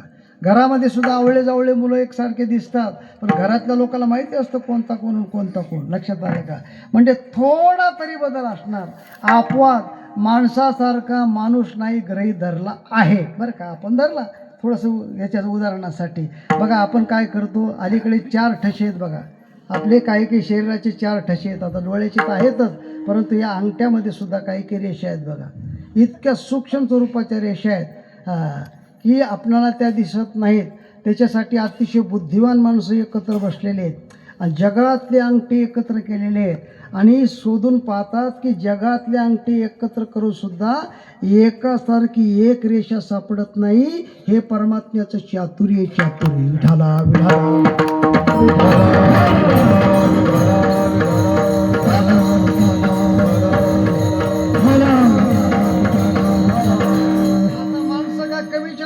भरपूर चतुर आहेत. मी चतुराच्या गोष्टी इतक्या सांगत बसेल तुम्हाला काय सांगायचं. मला काही माणसं खूप चतुर असतात, परंतु परमात्मा एवढा कोणी चतुर नाही. याच्यासाठी थोडासा आपल्याला भागवतामध्ये जावं लागेल. भागवतामध्ये बघा तुम्ही, पहिल्यांदाच बोलून गेलो मी. आपले शास्त्र सिद्धांत आहेत, मोठमोठाले ग्रंथ आहेत आपले भागवतामध्ये. त्या हिरण्यकश्यपूनं खरतड साधना केली महाराज. असा उल्लेख आहे. डोंगरे महाराज म्हणायचे की एवढी मोठी साधना केली, डाव्या पायाच्या अंगठ्यावरती उभं राहायला म्हणतात. डोंगरे महाराज भागवतात लिहून ठेवतात. डाव्या पाय. आता माणसाला एका पायावर उभा राहता येत नाही, तरी सुद्धा आमच्या महाराष्ट्रामध्ये एक कीर्तनकार एका पायावर उभं राहून कीर्तन करतात. लक्ष्मण महाराज पाटील एका पायावर उभं राहून करतात की नाही? म्हणजे पायावर उभं राहता येते, बरोबर आहे की नाही? अंगठ्यावर कसं उभं राहता येईल? याला म्हणायचं कठोर साधना. पूर्वीच्या काळामध्ये रामायणामध्ये लोक झोपी जातातच, बरं का, झोप येतच असते. आणि कीर्तनं सुद्धा झोप येत असते बरं का. ज्या माणसाला झोप येत नसेल त्या माणसाला तुम्ही कीर्तनाला घेऊन या, त्याला झोप आल्याशिवाय राहणार नाही. बघा, असं साधन आहे. या झोपीने विनंती केली की देवा मी जाऊ कुठं, कारण कुंभकर्ण निघून गेला, मला काही कोणी विचार येत नाही. भगवंतानं सांगितलं असं करायचं, टाळकऱ्याच्या पाठीमागं जाऊन उभं राहायचं आणि नुसतं बघायचं कोणाकडे, सगळ्या लोकांकडं. जो असं करीन असं, तू म्हणायचं येऊ का? हा म्हणतो ये. डोळे झाकले की बरोबर झोप येणार.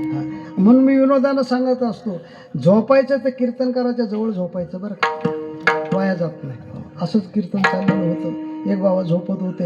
कीर्तनकार म्हणायचे, बाबा झोपताय का? नाही, चलू द्या जागाचे. 10 मिनिटाला कीर्तनकार म्हणायचे, बाबा झोपताय का? नाही, चलू द्या जागाचे. कीर्तन किती तासाचं असतं? 2 तासाचं. कीर्तन संपलं, म्हातारा घरी गेला, पडल्याबरोबर झोपी गेला. आणि चोरानं विचार केला, कीर्तनाला गेलं होतं, पडल्यावर झोपणार, खरंच पडल्यावर झोपी गेलं. चोर आतमध्ये जाण्याचा प्रयत्न करायला लागला की ते झोपीत उठण्याला लागलं, चलू द्या जागाचे. चोर म्हणले 10 मिनिटं थांबा, 10 मिनिटं जागा दिसत आहे. 10 मिनिटानं थांबले, परत जाण्याचा प्रयत्न करायला, तो म्हणतो चलू द्या जागाचे. पण कीर्तनकाराच्या जवळ झोप घेतलेली आहे. कीर्तनात झोप येली यातनं मला नाही हो. एक माणूस असा काय की घोड्यावर बसून निघाला आणि घोड्यावर झोप लागली आणि खाली पडला. आणि खाली पडल्याच्या नंतर लोकांनी उठवलं, काय राव म्हटलं, खुशाल तुम्ही घोड्यावर झोपता? तो म्हटलं कुठंतरी कीर्तन चाललं असावं. हो म्हणजे तुमच्या झोपण्याचा कीर्तनाचा अर्थार्थी काय समज नाही. म्हटलं कुठंतरी कीर्तन चाललं असावं आणि कीर्तनाची हवा इकडं आली असावी. आता हवा जर एवढी खतरनाक आहे तर कीर्तन केवढं खतरनाक. तसं म्हटलं म्हणजे काय आहे की कुंभकर्ण. कुंभकर्ण एवढा मोठा नव्हता बरं का. शपथप्रमाणे येते, लांबी रुंदी 90 गाव, कुंभकर्ण त्याचे नाव. 90 गाव म्हणजे आपलं गाव एवढं नाही बरं का, मोठमोठाले शेरे घ्यायचे, म्हणजे तो तेवढा नव्हता. परंतु अतिशोक्तीचं उदाहरण सांगितलं की माणसाला काय होणार, झोप उडणार, आणि त्याच्यासाठी अतिशोक्तीची उदाहरणं सांगितले जायची. अतिशोक्तीचे. कुंभकर्ण एवढा मोठा नव्हता. तसं हे अतिशोक्तीचं उदाहरण लक्षात आलं का. तो उभा राहिला म्हणजे काय काय माणसं अतिशोक्तीनं बोलत असतात. एक जण म्हटलं, मी असाच रस्त्याने निघालो आणि तेवढ्यामध्ये वाघ तिकून आला, आणि वाघ तिकून आल्यानंतर माझ्या विचार केला की ही माझ्या काय चावणार. मी काय केलं, हातामध्ये बादलीत पाणी होतं, पाणी तिच्या अंगावर टाकलं की तो पळून गेला.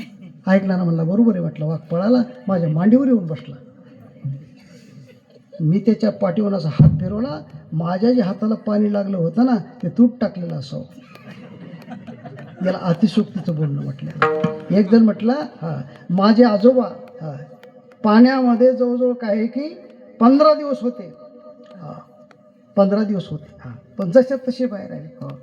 तो म्हटलं का रे, तुझे आजोबा तिथं काय करत होते? एक जण म्हटलं, माझी घड्याळ त्या पाण्यामध्ये होती, 15 दिवस होती, जशा तशी बाहेर काढल्यावर जशा तशी. मला तो मला तुझी तरी घड्याळ, माझे तर आजोबा 15 दिवस तिथं होते. तो म्हटलं, मग तुझे आजोबा तिथं 15 दिवस काय करत होते? काय नाही म्हटले, तुझ्या घड्याळ चावी देत होते, दुसरं काय करत होते. त्याला अतिशोक्तीची उदाहरणं म्हटल्या जातं. तसं हिरण्यकश्यपू डाव्या पायावरच्या अंगठ्यावरती म्हणजे कठोर साधना, अतिशोक्तीला उदाहरण. साधना केली, आपल्या गावामध्ये आला. त्या गावाचं नाव आहे बरं का, ढाला विठाला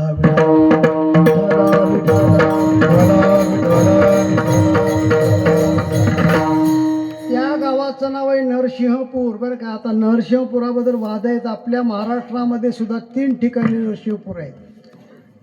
आपण ज्यावेळेला माऊलीच्या सोहळ्याबरोबर जात असताना माळशिरस तालुका लागतो बघा. त्या माळशिरस तालुक्यामध्ये सुद्धा एक काही नरसिंहपूर आहे. त्याच्याच खाली इंदापूर आहे. इंदापूरमध्ये सुद्धा त्या उजनी धरणामध्ये तिथे एक नरसिंहपूर आहे. त्याचबरोबर काय की सातारा जिल्ह्यामध्ये रेट्रे कारखाना कराड तालुक्यामध्ये, तिथेही नरसिंहपूर्तीमध्ये भक्त प्रल्हादाचे. आणि इतिहास सांगतो की फाळणीमध्ये आपलं नरसिंहपूर पलीकडे गेलेले, कुठं? पाकिस्तानामध्ये गेलेले. बऱ्याचशा गोष्टी आपल्या पलीकडे गेलेल्या आहेत. आपलं देवीचं मंदिर सुद्धा पाकिस्तानामध्ये गेलेले बरं का. त्या देवीचं नाव हिंगुल लांबिका माता, मला इतिहास वाचायला मिळाला ते लांबिका माता. भगतसिंग हुतात्मा, त्यांचं बंग नावाचं गाव पलीकडे गेलेलं आहे. कितीतरी गावं, त्यापैकी नरसिंहपूर सुद्धा पलीकडे गेलेलं आहे. काही का असत नाही, डांगोरा पेटवून दिला. माझ्या शत्रूचं नाव कोणी घ्यायचं नाही. राजा बोले दल हाले. आता राजानं बोलल्याच्या नंतर गावातल्या लोकांना ऐकावंच लागतं, नागरिकाला ऐकावंच लागतं. आठवलं म्हणून दृष्टांत तुम्हाला सांगतो चालता चालता. एका राजाने एका माणसाला सहज बोलवलं आणि बोलवल्याच्या नंतर तो माणूस अप्सरामध्ये बोलला. एक नियम आहे बघा, जशी बिगर मिठाची भाजी आणि स्वररहित बोलणं सारखंच असतं बघा. ज्याला स्वर नाही त्या माणसात ते गोडच लागत नाही. स्वराच्या बाहेर गेले गोड लागत नाही. लक्षात आलं का? ताल गेला तर पुढच्या अवस्थाला सापडेल, स्वर गेला कुठं सापडणार आहे? बरोबर आहे की नाही? गाणारी मंडळी, ताल गेल्याच्या नंतर पुढच्या आवर्तनाला सापडेल, स्वर गेल्यानंतर कुठं सापडणार? काही काही माणसाला स्वर गेलेलाही कळत नाही, आलेलं कळत नाही. का? त्यांना स्वर गेलेलं कळत नाही. त्याचं कारण आहे, त्यांचं नाव काय आहे? हां बरं. हां, बेसूर वेगळे हो. हां बरं का, बेसूर बरं का, सूर आणि बेसूर. हां, सूर म्हणजे देवाला म्हणतात आणि ज्याला स्वर गेलेला कळत नाही त्याचं नाव काय? बेसूर. लक्षात आलं का? हां, आसूर म्हणता येत नाही त्यांना, पण बेसूर म्हणता येते. हां, तसं काय आहे की राजानं विचार केला, माझ्या नगरामध्ये अशी अप्सरे माणसं आहेत, आजपासून प्रत्येक माणसाने स्वर लावून बोलायचे. जिकडं जाईन तिकडं स्वर सुरू झाला. ऑफिसमध्ये गेले तरी स्टँडवर भेटले तरी रानामध्ये गेले तरी जिकडं जाईन तिकडं सुरू झालं. स्त्री असो, पुरुष असो, लहान असो, मोठा असो, सुशिक्षित असो, अशिक्षित असो, सगळे लोक करायला लागले. राजाने विचार केला, प्रत्येकाला स्वर आला, पण एखादा राग आला पाहिजे की नाही? बैरागी भैरव, हो, कोमल स्वराचा राग. स्पीकर वाढू नका बरं का. वाढू नका, आवाज वाढू नका, असाच आवाज राहू द्या माझा. आणि तेवढ्यामध्ये एक एक शब्द 4-4 वेळेस उच्चारायचा. बैरागी नावाचा भैरव, काय राग.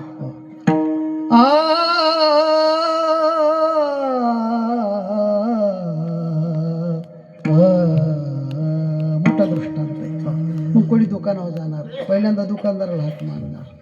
आहो दुकानदार, आहो दुकानदार, आहो दुकानदार, आहो दुकानदार. दुकानदाराने म्हणायचं, काय पाहिजे, काय पाहिजे, काय पाहिजे, काय पाहिजे. मग आता जे लागते तेच मागणार की नाही? 1 किलो साखर द्या, 1 किलो साखर द्या, 1 किलो साखर द्या, 1 किलो साखर द्या. हे दुकानावरचं प्रकरण. कोणी कोणाच्या घरी जाणार, पहिल्यांदा हाक म्हणणार, आहेत का घरात, आहेत का घरात, आहेत का घरात, आहेत का घरात. घर मालक म्हणणार, आहेत घरात, आहेत घरात, आहेत घरात, आहेत घरात. परत घर मालक म्हणणार, काय पाहिजे, काय पाहिजे, काय पाहिजे, काय पाहिजे. आता शेतकरी वर्ग काय मागणार हो? फावडं पाहिजे, फावडं पाहिजे, फावडं पाहिजे, फावडं पाहिजे. राजा आसनावरती बसलेला आहे, राजा आसनावरती बसलेला आहे. तातडीची मीटिंग झालेली आहे. मीटिंग बसलेली आहे. एक राजाच्या महालाला आग लागलेली आहे. एक नौकर मोठ्यानं ओरडून समजून सांगतोय, अहो सरकार, अहो सरकार, अहो सरकार, अहो सरकार. एक एक शब्द 4-4 वेळेस. राजा विचारतो, काय झालं, काय झालं, काय झालं, काय झालं. आपल्या महालाला, आपल्या महालाला, आपल्या महालाला, आपल्या महालाला. परत राजा विचारतो, काय झालं, काय झालं, काय झालं, आता तुमच्या सर्व लक्षात आलं. कसा हा राजा आहे? कोण? हिरण्यकश्यप. सांगून टाकलं, माझ्या शत्रूचं नाव कोणी घ्यायचं नाही, मला हिरण्यकश्यप असं म्हणतात. काय बघा ईश्वराची लीला. त्याला 4 मुलं झाली. पहिल्यानं काही मुलगा झाला, त्याचं नाव आहे सल्लाद. बरं का? सल्लाद, अनुलाद आहे की नाही? सल्लाद, भक्त प्रल्हाद, अशी 4 मुलं झाली. आणि शेवटच्या मुलाचं नाव भक्त प्रल्हाद आहे. अनुलाद, प्रल्हाद, सल्लाद आणि भक्त प्रल्हाद अशी 4 मुलं. परंतु संस्कृत भाषेमध्ये कुमार म्हणतात. कुमार आचार्य, कुमारे आचार्यत प्राज्ञा असा शब्द आहे भागवतामध्ये. कुमार म्हणजे लहान. पण ज्ञानेश्वर महाराजांनी सत्वर शब्दाने सत्वर, सत्वर उच्चार प्रल्हादी बिंब.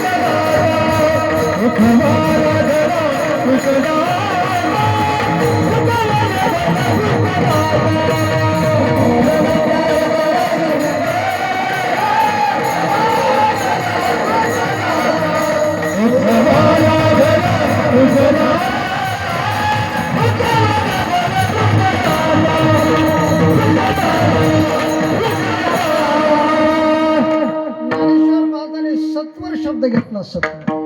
सत्वर म्हणजे लहान, लक्षात आलं. कुमार म्हणजे सुद्धा संस्कृत भाषेमध्ये लहानच म्हणतात. सत्वर म्हणजे लहान. भक्त प्रल्हाद लहान, लहान वयात. कोणत्याही गोष्टी लहान वयात असतात बघा. आता हे आमची महाराज मंडळी लक्षात आलं. हे धोतर नेसले मोठे दिसतात, नाही ते लहान लहान मुलं आहेत. आता वास्तविक पाहिलं तर झोपायची वेळ आहे विद्यार्थ्याची. लक्षात आलं का? लहान लहान विद्यार्थी आहेत. लहान वयातच पप्पाजी जे वाजवल्या जातात, आधी मृदंगाचारी वाजवतात. ही लहान वयातली कला आहे. लक्षात आलं का? मोठ्या माणसाला जमत नाही. का जमत नाही? त्यांची बोटच असतात पण ती वळत नाहीत. बोटं लहान वयात वळत असतात. मला वाटतं 50 वर्षापूर्वी मोठ्या माणसासाठी महाराष्ट्र शासनाने शाळा काढली होती बघा. त्याला कोणती शाळा म्हणतात? प्रौढ शिक्षण. प्रौढ अलीकडचं नाव आहे ते प्रौढ. पण ज्यावेळेला नवीन शाळा काढली होती त्यावेळेला त्या शाळेचं नाव होतं डंगरी शाळा. मी स्वतः लहानपणी पाहिले मोठमोठाले बोर्ड होते महाराष्ट्रामध्ये. आता जसे निवडणुकीमध्ये बोर्ड लागलेत की नाही, यांना निवडून द्या, यांना निवडून द्या, यांना निवडून द्या. तसं काय आहे की मोठमोठाले बोर्ड होते डंगरी शाळा. आणि ती शाळा असायची संध्याकाळी. विद्यार्थ्याचं वय असायचं 70 वर्षाचं, 65 वर्षाचं. 61 म्हणजे काठी हातात येते, त्याला 61 असते, आहे की नाही? हातामध्ये काठी आणि वय 61. त्याचं नाव काय आहे की नाही? असे ते काठी घेऊनच यायचे. काठी. वा वा वा. आहे की नाही? म्हणजे काय आहे की बुद्धीची झाली नाटी. हो, बुद्धीची. बुद्धी आठी आहे की हातामध्ये आली काठी, असं त्याला म्हटलं जातं. तसं काय आहे की रात्रीच्या वेळेला ती शाळा असायची. शिक्षकाचं वय असायचं 25 वर्षाचं आणि विद्यार्थ्याचं वय असायचं 65 वर्षाचं, काय की 70 वर्षाचं. गुरुजी म्हणायचे, म्हणा कमळाचं की तेवढ्यात म्हणायचे विद्यार्थी, गुरुजी थोडा वेळ थांबा, जरा एक बिडी ओढू द्या. शाळा चालतील का?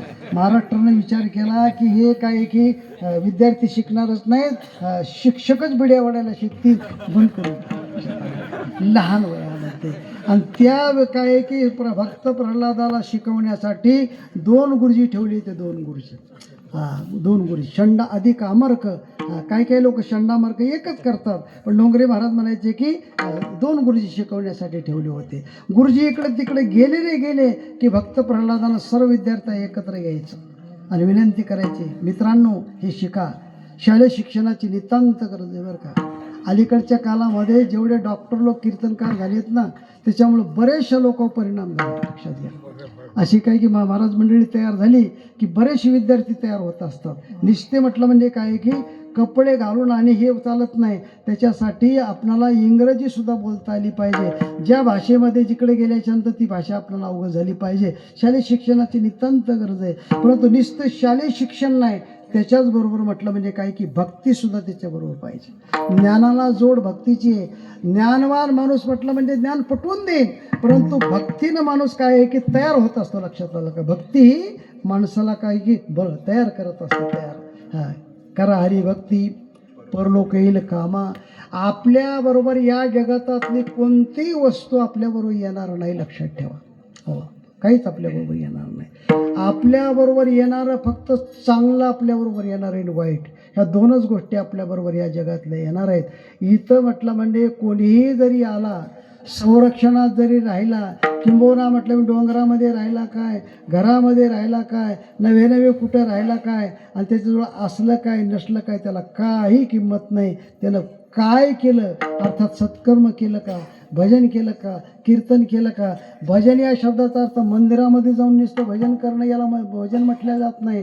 आपल्या वाट्याला आलेलं जे चोख कर्म करणं, याचं नाव काय की भजन आहे. लक्षात. आमच्या माता भगिनीनं पतिराजाची सेवा, नोकरांना काय की अर्थात मालकाची सेवा, त्याचबरोबर काय की भक्तांनी देवाची सेवा, शिष्याने गुरुची सेवा, अर्थात काय की जे वाट्याला कर्म आलेलं असेल, अर्थात ते कर्म चोख करणं, याचंच नाव भजन आहे. सेवा या शब्दाचा अर्थ काय, भजन या शब्दामध्ये भज असा धातू आहे. भजे सेवायाम, संस्कृतमध्ये भज शब्द आहे, आणि भजन हाच आपलं म्हटलं म्हणजे काय की सेवा करणं. म्हणून आमच्या माता भगिनीची सेवा सर्वात मोठी सेवा आहे. लक्षात आलं का. मी जास्त आहेत माता म्हणून मी वर्णन करत नाही. प्रत्येक कीर्तनामध्ये असतं की माता भगिनीची सेवा ही पुरुषापेक्षा जास्त असते, आणि म्हणून सेवेचा भाग त्यांच्याकडे हा मोठा असतो. लक्षात आलं का. मला सांगायचं आहे काय की ही सेवा आणि भक्त प्रल्हादानं केलेला विद्यार्थ्यांना उपदेश आहे. तेवढ्यामध्ये एकटा भजन करत नाही, सर्वांना घेऊन करतो. त्या दोन्ही गुरुजीनं पाहिलं, बापरे, हा ते एकटा भजन करत नाही, सर्वांना घेऊन करतो. काही काय अशी माणसं आहेत बघा, एकटे पडतच नाहीत, अख्खा प्यालन घेऊन पडतात. अख्खा प्यालन. तसं हा एकटा भजन करत नाही, सर्वांना घेऊन करतो. दोन्ही गुरुजींना राजीनामे दिले, दोन्ही गुरुजी निघून गेले. भक्त प्रल्हादाला बोलवलं आणि सांगितलं, बाळा काय शिकलास बोल, काय शिकलास बोल म्हटल्याबरोबर त्याच्या मुखातला श्लोक आहे बरं का हा.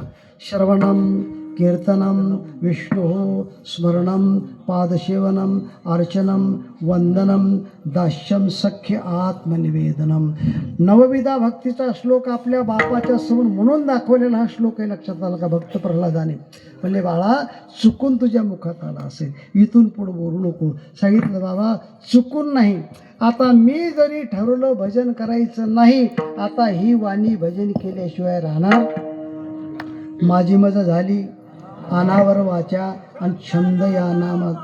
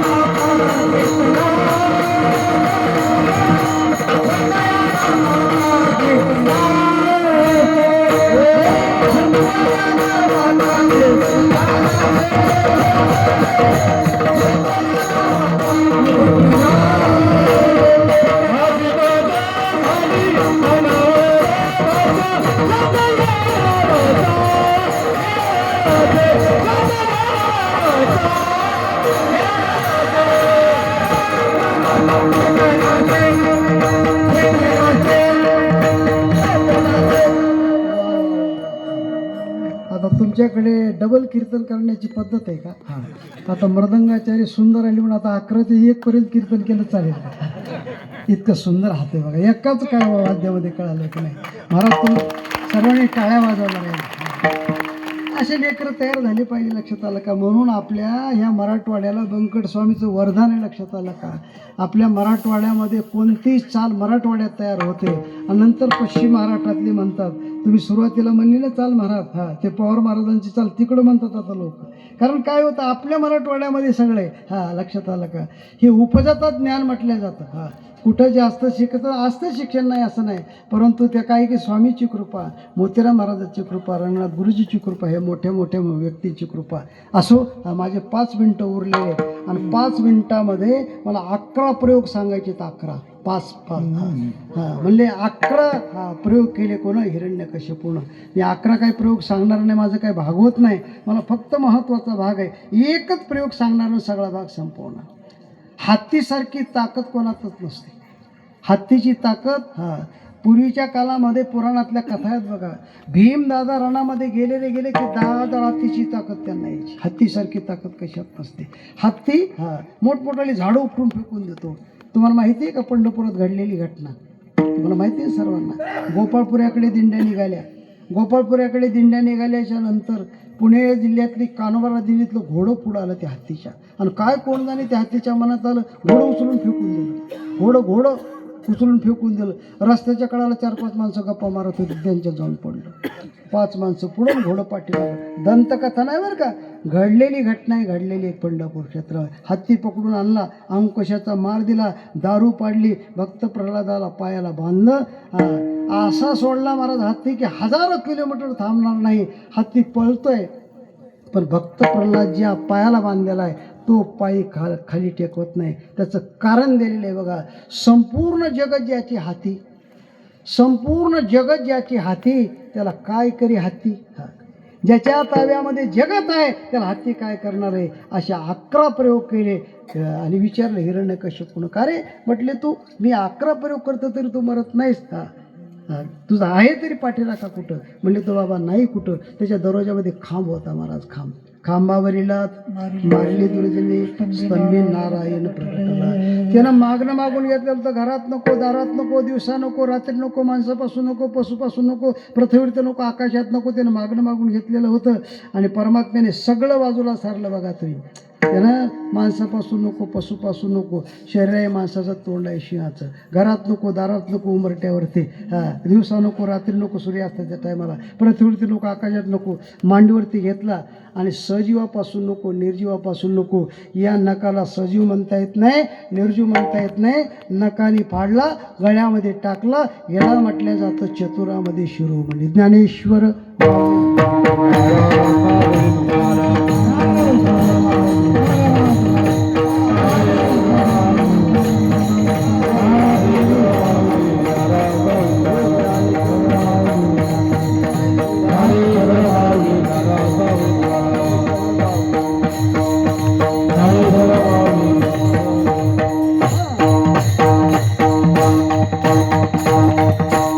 माझ्या घड्याळामध्ये 11ला फक्त 2 मिनिटं कमी आहे. 8:30ला आपलं कीर्तन सुरू झालेलं आहे. 2.5 तासाचं हे कीर्तन आहे. याचं कारण एकच आहे, गाणारे चांगले आहेत, वाजवणारे चांगले आहेत आणि आपली ही परंपरेचं गाव आहे. लक्षात आलं का? आपलं गाव मोठं असल्यामुळं पारमार्थिक गाव आहे आणि गेली अनेक वर्षापासून तुम्हाला सर्वांचं दर्शन होतं.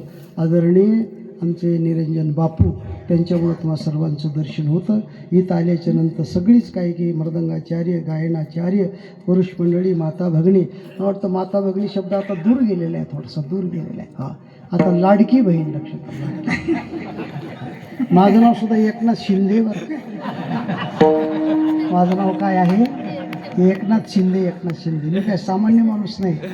मी महाराष्ट्राचा उपमुख्यमंत्री. विनोदाचा भाग सोडून द्या. एक वाक्य सांगणार, एवढं वाक्य लक्षात ठेवा फक्त. जाऊ द्या, कीर्तनाचं सार आहे. कोणतीही गोष्ट काय करत असताना परिणामाचं लक्षात ठेवा. परिणाम बरं का? आपण सकाळी जर विचार केला की आपला दिवस कसा जाईल, परिणाम लक्षात ठेवा. ज्या माणसाने परिणामावर लक्ष दिलं नाही ते सगळे जल भरलेले बघा. जल भरलेले सगळे पुऱ्या भारतामध्ये जल आहेत ना सगळ्या. हे परिणामाकडे न लक्ष दिल्याचं कारण लक्षात आलं का? परमार्थ करत असताना परिणामाकडे लक्ष द्यायचं आहे. आणि आपल्याला दिवस जर चांगला जावा असं वाटत असेल तर सकाळी उठल्यावर विचार करायचा की आपला दिवस आज चांगला गेला पाहिजे, याचा परिणाम आपल्याला चांगला झाला पाहिजे, म्हणून परिणामाकडे लक्ष द्या, माझी एवढी विनंती आहे. परत एकदा सर्वांचं दर्शन घेतो आणि जाता जाता सिद्धेश्वर महाराजांना विनंती करतो की भगवान, आमची संपूर्ण ग्रामस्थ मंडळी, या परिसरामध्ये काय की वारकरी संप्रदायाचे काम करणारी मंडळी, यांना दीर्घ आयुष्य द्या, यांच्याकडून अखंड अशा स्वरूपाची सेवा करून घ्या. शुभकामना व्यक्त करून वाक्पुष्पाला पूर्ण विराम. तुकाराम तुकाराम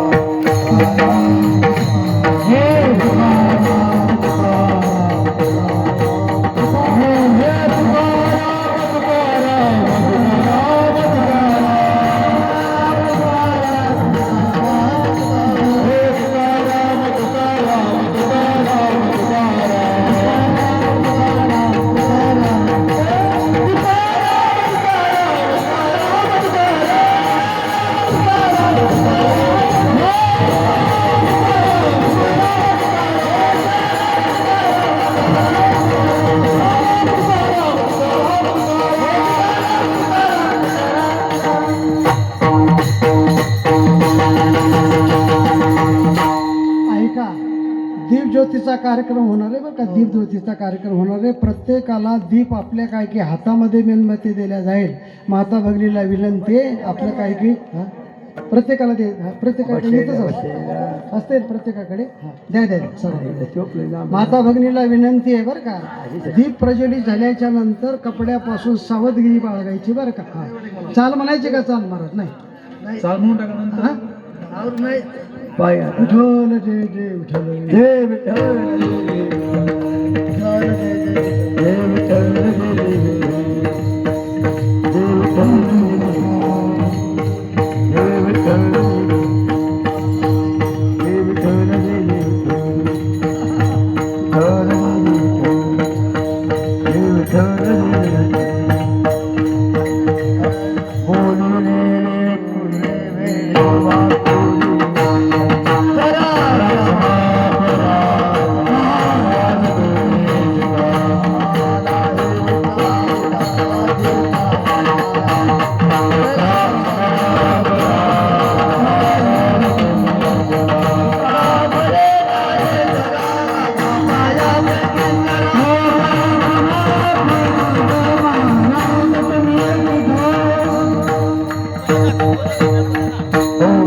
सूचना द्या, सूचना द्या. दरवर्षीप्रमाणे चालत असलेला अखंड सप्ताह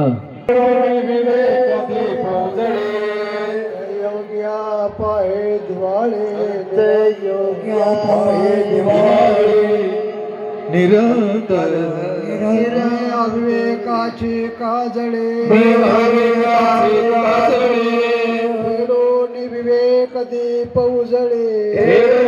विवेक दीप उजळे, योग्या पाहे दिवाळे, योग्या पाहे दिवाळी निरंतर. मी अविवेकाची काजळी, मी अविवेकाची काजळी, हेडोनी विवेक दीप उजळी,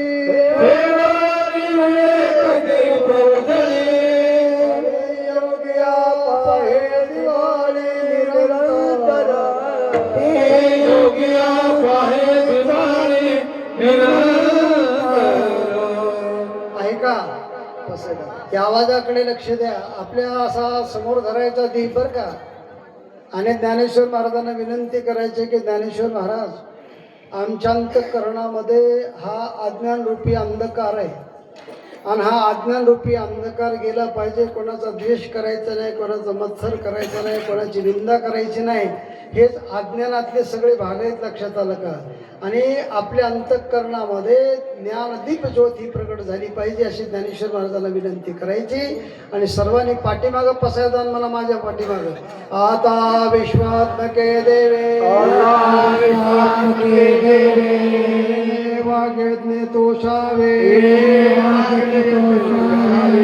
दोषो निमज द्यावे पसाय दाने, हे खळांची व्यंकटी सांडो, सत्कर्मे रते वा भूता परस्परे पडो मैत्र जीवांचे होता परस्परे गणो मैत्र जीवांचे दुरिताचे तिमिर जाओ दुरिताचे तिमिर जाओ स्वधर्म सूर्य पाहो विश्वासधर्म पाहो जीवांशील तो ते लाहो प्राणी जातो देवांचे तुझे लाहो प्राणी वर्षत सकळ मंगळे सकळ मंगळे विश्वनिष्ठांची मांद्याळे ईश्वरनिष्ठांचे मादियाळे वर्त भूमंडळे भेटू तया भूता हो मंडळी भेटतो तया होता चला कल्पतरुचे आरव चला कल्पतरुचे आरव चिंतामणीचे गाव चिंतामणीचे गाव त्याचे अर्णव पुरुषांचे भोलतीचे अर्णव पियुषांचे चंद्रमेजा लांछन मार्गमेजे अलांछन तोंडचे तापहीन मार्तंड जेता बहिना सर्वाई सदा सज्जन सोयरे होते हे सर्व सदा सज्जन सोयीरे होतो किंबहुना सर्व सुखी किंबहुना सर्व सुखी निती लोके पूर्ण हो निधी लोकी स्वादी पुरखे अखंडित सजीवादी पुरखे अखंडित आणि ग्रंथ उपजीवी आणि उपजीवी शेष लोकी विशेष लोकीये दृष्ट विजय होवावे जी दृष्टादृष्ट विजय होवावे हेत म्हणे श्री विश्वेश्वराव होईल दान पसावो येणेवरे ज्ञान देवो सुखया येणेवरे ज्ञान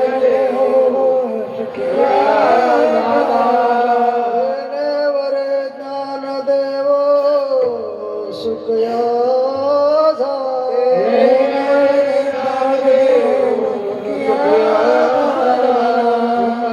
कवरधारी